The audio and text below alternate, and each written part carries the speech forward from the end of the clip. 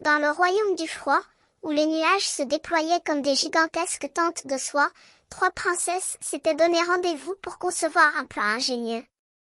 Elles portaient à la fois un diadème et un sourire éclatant, leur beauté glacée transparaissant sous les rayons du soleil polaire. Les princesses du froid, c'étaient elles, avec leurs emporte-pièces préférés, délicieusement confectionnées en forme de flocons.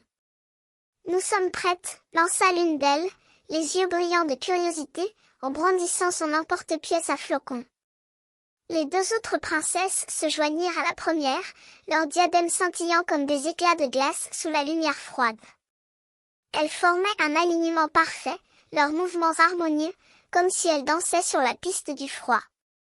Nous sommes des princesses du froid, coiffées de bien, répétèrent-elles en chœur, leur voix cristalline écho sur le vent froid.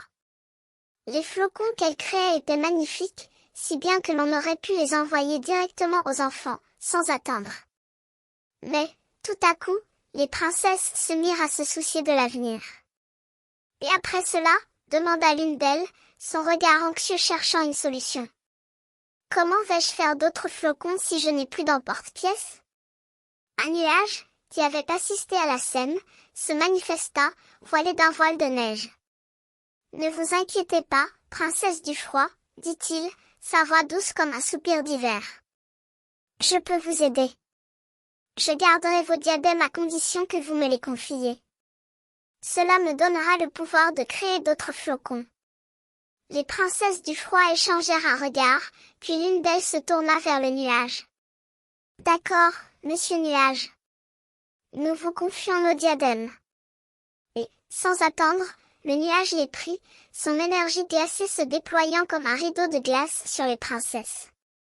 Les princesses du froid s'éloignèrent, leurs emporte-pièces à flocons abandonnés, mais leur esprit restait frais et vif. Ils savaient que, même sans leurs outils favoris, ils pourraient toujours créer des flocons, grâce à la générosité du nuage. Puis, comme ils disparaissaient dans la brume, leurs voix résonnèrent un dernier temps, chantant une chanson de froid, dans la lumière glacée de leur royaume.